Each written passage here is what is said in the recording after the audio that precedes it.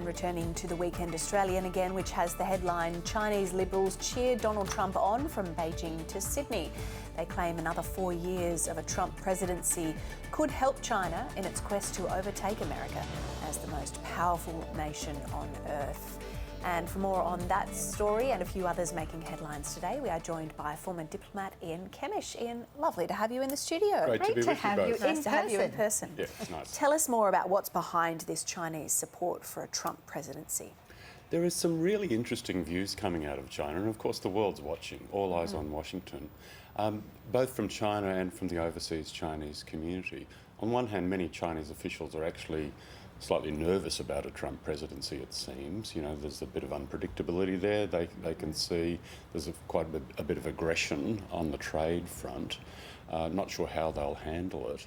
There are Chinese nationalists who don't quite take Trump seriously and who think that another 4 years of Trump will hasten America's decline and make China great again. But what's really interesting here is that there are pro-democracy activists in the overseas Chinese community, according to quite reputable sources, who believe that the authoritarian Trump, as they see him, is ultimately good for the Western democratic cause because it'll put pressure on Beijing.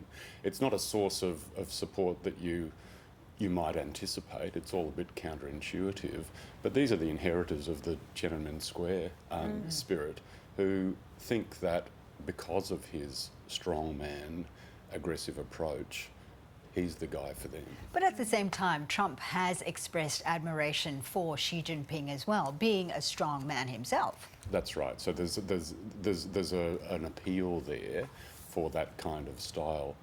No single view coming out of China. No. That's what's interesting. Interesting, yes. Let's move on to this other article. This one is from the BBC. On the other hand, Ukrainians who are at war with Russia, of course, they prefer a Kamala Harris victory. Yeah, this is pretty sobering reading. These are frontline communities, frontline soldiers who have their eye firmly on what's going to happen in the United States next week because they see it as pivotal to their own future, decisive about the survival of their own state. The United States has, in the end, until now, committed something like $50 billion US in military aid and in sophisticated equipment to the Ukrainian cause. The Ukrainians are increasingly feeling like they're on the defensive here, rather than on the offensive, and they are feeling like they're going into survival mode.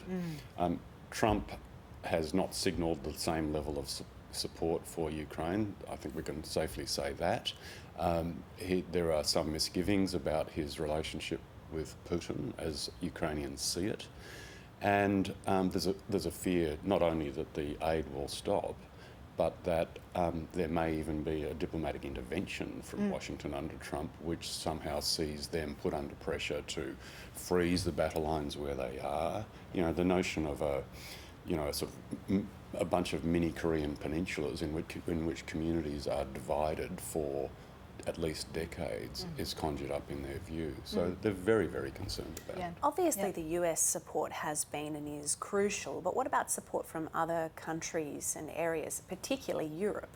Yeah, so the Europeans are actually doing quite a lot of work. We've seen over the course of the last week or so quite a lot of serious work on scenario planning, wargaming, if I can call it that, for a Trump presidency.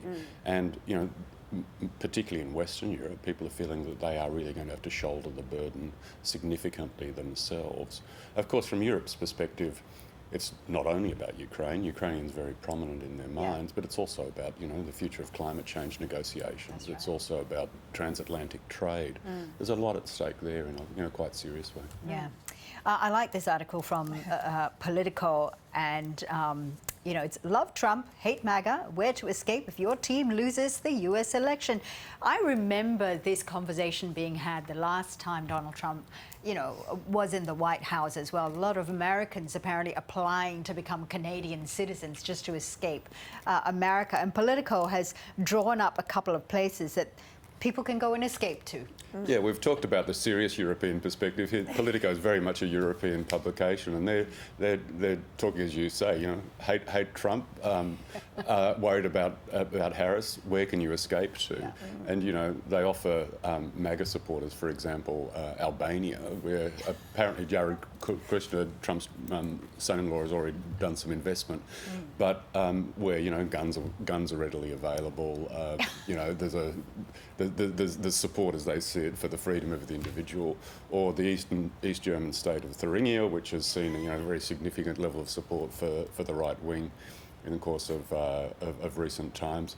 On the other hand, Harris supporters, jokingly referred to as woke leftists, are offered the Balearic Islands, where there is local authorities are very strongly supportive of women's rights, immigration, LGBTIQ rights, and so on. Or Paris, if you're a champagne socialist, of course, or Brussels, if you're concerned about climate change. There you go. Places to go. Oh, very good. Ian Kemish, it's lovely to have you here in person. Thank you so much. Thank you, Ian. Thank you.